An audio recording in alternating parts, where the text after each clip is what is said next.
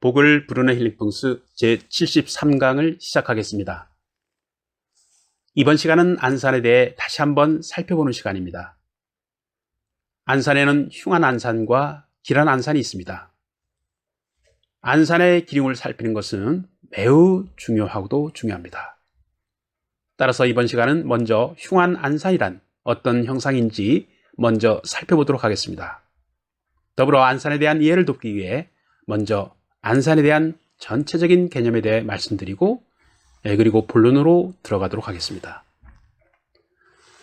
전에도 언급한 바 있지만 풍수지리학은 대자연의 순환 원리를 이용하는 이 자연합일의 심오한 자연과학이며 자연에 합당한 순리에 역행하지 않는 자연사랑의 학문이라고 말할 수 있습니다.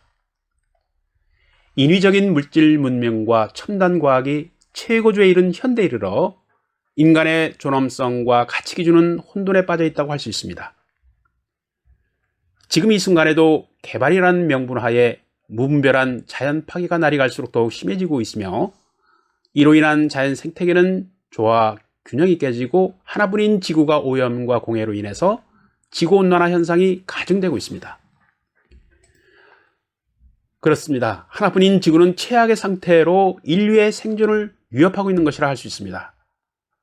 가치관의 혼란으로 인간의 존엄성이 물질 만능에 의해 떨어지고 있으며 지구 곳곳이 환경 문제로 무분사를 앓고 있는 것이 오늘의 현실입니다.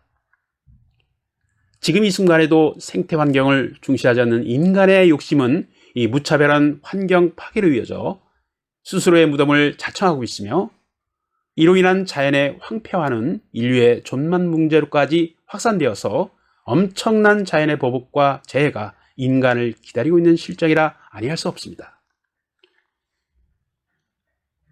풍수지리는 바로 자연을 바로 알고 자연의 이치와 순리를 탐구하고 인간과 자연이 서로 교감하며 행복하고 건강한 삶을 추구하는 데 있습니다.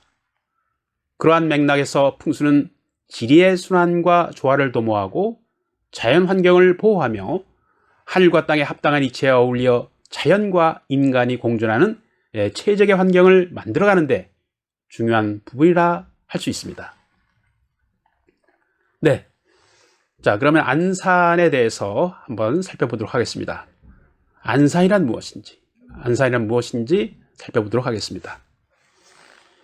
안산은 일명 주작이라고 하는데요. 이 혈장 앞에 보이는 산을 말합니다. 안산의 역할은 이 혈장을 허하지 않게 하며 당판에 모인 에너지, 즉 기가 다른 곳으로 새지 않게 보호하고 안산 밖에서 멀리 곧게 충해오는 물을 감당하여 완충하는 역할도 합니다.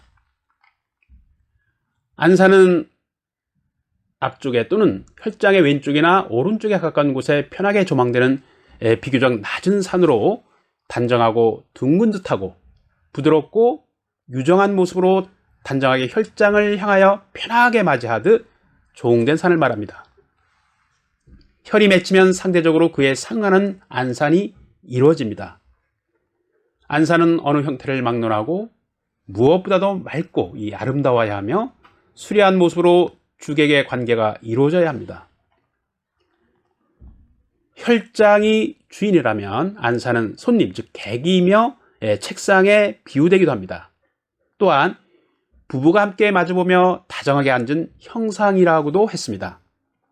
이것은 혈의 성장에 맞는 혈장과 안산이 서로 대응하는 조화성을 의미하기도 합니다.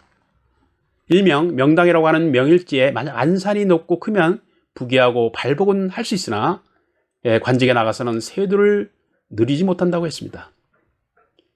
혈장보다 안산이 낮으면서 방정하고 다소곳하면 기란 안산에 속하고 마치 이 안산이 혈장을 등지고 달아나는 듯 하고 무정하면 좋지 않은 안사가 됩니다. 혈장이 높으면 안산의 위치가 멀어야 좋고요. 그리고 혈장이 낮으면 안산은 가까워야 좋습니다. 혈처와 안산은 서로 응기하고 마치 서로 마주대하며 서로 절을 하는 듯이 또는 손을 마주 잡는 듯이 해야 좋다고 봅니다. 안산이 너무 짧거나 긴 것은 불어나요 안산으로 적합하지 않습니다. 옛말에도 주위에 만 가지 좋은 아름다운 귀사가 있을지라도 가까이서 혈장을 안아주는 안산보다 못하다라고 했습니다. 중요한 것은 안산은 혈장의 앞에 위치하고 마치 선비의 책상이나 인간의 밥상과 같아야 하고 적당하게 높낮이가 이루어져 편안하게 보여야 좋습니다.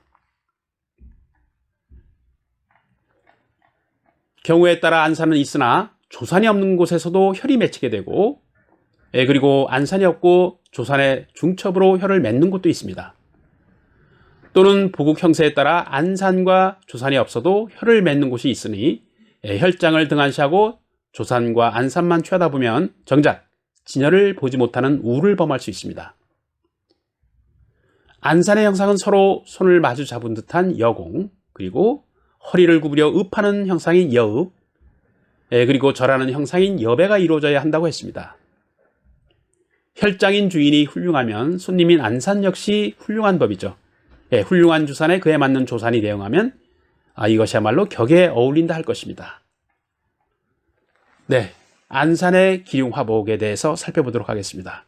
자, 그렇다면 이 불길한 안산이란 어떤 안산을 말하는지 한번 살펴보도록 하겠습니다.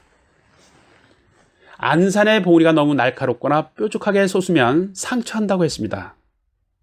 이러한 형상은 살성을 품고 있으며 여러 가지 예기치 않은 재해나 사고를 당할 수 있다고 해서 불리하다고 했습니다.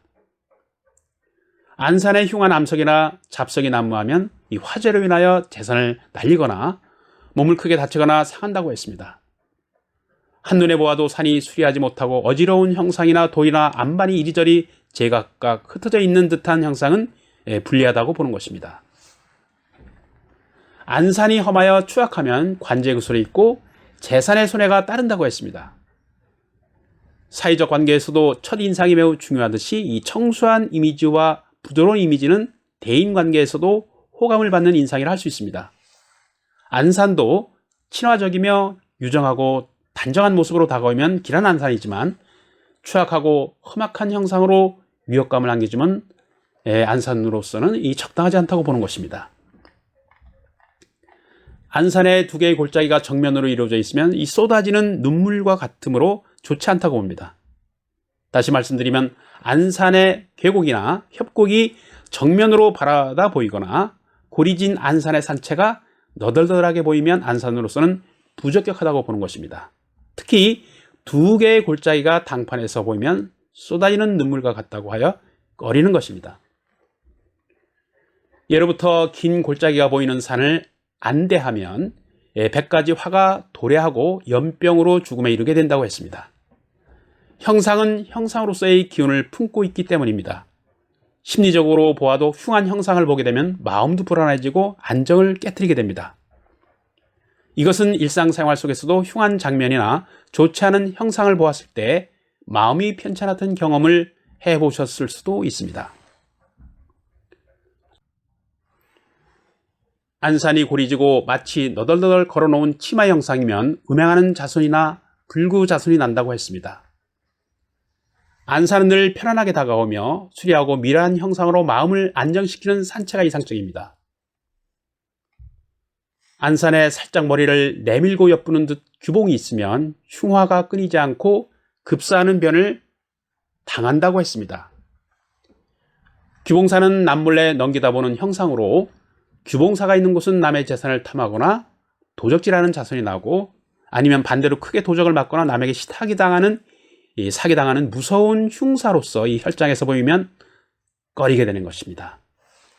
규봉은 도둑이 담장에 얼굴을 내밀고 남의 집을 넘보는 형상으로 보일 듯 말 듯 하는 것이 가장 무섭다고 했으며 옛말에도 앉으면 보이지 않고 서면 보이는 이 규봉은 반드시 해를 끼친다고 했습니다. 안산에 큰 바위가 있으면 자손에게 흉하여 관제구설이라든가 횡사가 많다고 했습니다. 안산에 누워있는 암석에 습기가 흐르거나 물이 차면 중풍이나 문둥병 환자가 생길 수 있다고도 했습니다. 이것은 그만큼 흉한 형상이 주는 불리함을 의미하고 심신의 건강을 편치 않게 하는 요인이 될 수 있다고 하는 것입니다. 안산이 가지런하지 못하고 누더기 옷을 걸쳐놓은 듯한 안산은 자손들이 고독하고 가난하게 된다고 했습니다. 또한 안산에 마치 예리한 칼끝처럼 생긴 돌이 솟아있으면 자손에게 살상의 화가 따른다고도 했습니다.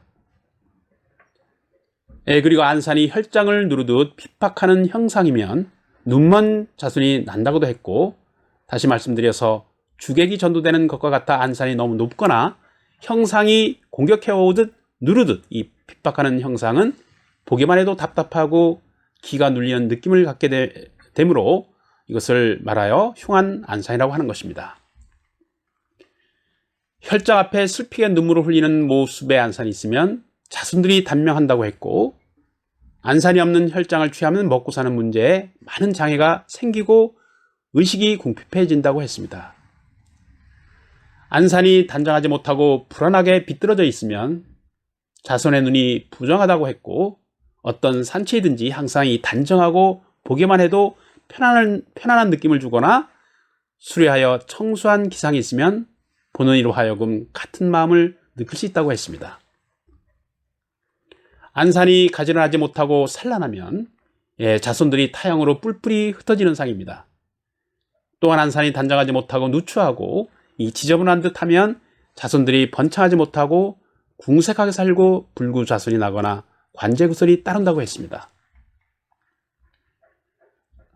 그리고 안산에 이 사태로 인하여 산허리가 패어나갔거나 산줄기가 길게 내려 마치 등이나 얼굴을 돌리고 달아나 듯한 형상은 배반하는 형상으로 흉하다고 봅니다. 안산의 형상이 호랑이의 모습처럼 무섭게 생겼으면 자손에게 교통사고의 위험이 따른다고 했습니다. 그러나 호랑이 형상이라 해도 무언가 편안하게 보이고 단정하게 보호하듯 하면 호랑이의 모습처럼 생겼다 해서 모두 해로운 것은 아닙니다. 형상의 특징을 감안하여 잘 살펴야 할 것입니다.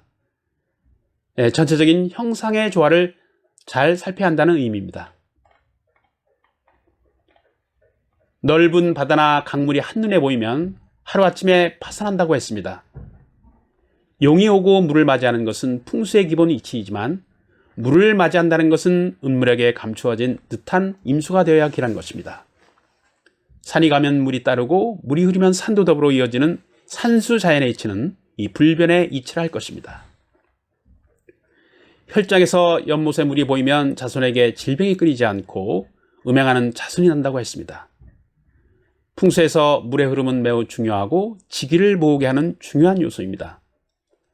안산이 너무 높으면 혈장의 기운을 누르고 억압하는 형상이 되어서 마치 신하가 불복하는 모습이 되어 불리하다고 보는 것입니다. 안산의 안쪽이 사태로 인하여 너무 굴곡이 많거나 가지 부분에 좁은 협곡이 거칠게 산자하면 좋지 않습니다. 안산이 조화롭지 못하고 단정하지 못한 안산을 파악하고 이해하실 수 있으면 풍수의 이치를 더욱 깨치고 활용하는 데 접경이 될 수 있습니다. 네, 복을 부르는 힐링풍수 제73강은 여기서 마무리하도록 하겠습니다. 소중한 시간 경청해 주셔서 깊은 감사를 드립니다. 저는 제74강에서 다시 뵙도록 하겠습니다. 강의를 들으시고 공감이 가신다면 좋아요, 알림 표시를 눌러주시고 아직 구독을 안 하신 분께서는 붉은 구독 버튼을 꾹 눌러주시면 좋은 내용을 만들어가는데 아주 큰 힘이 됩니다. 강의에서 자주 뵙도록 하겠습니다. 감사합니다. 늘 건강하시고 행복한 시간 되십시오.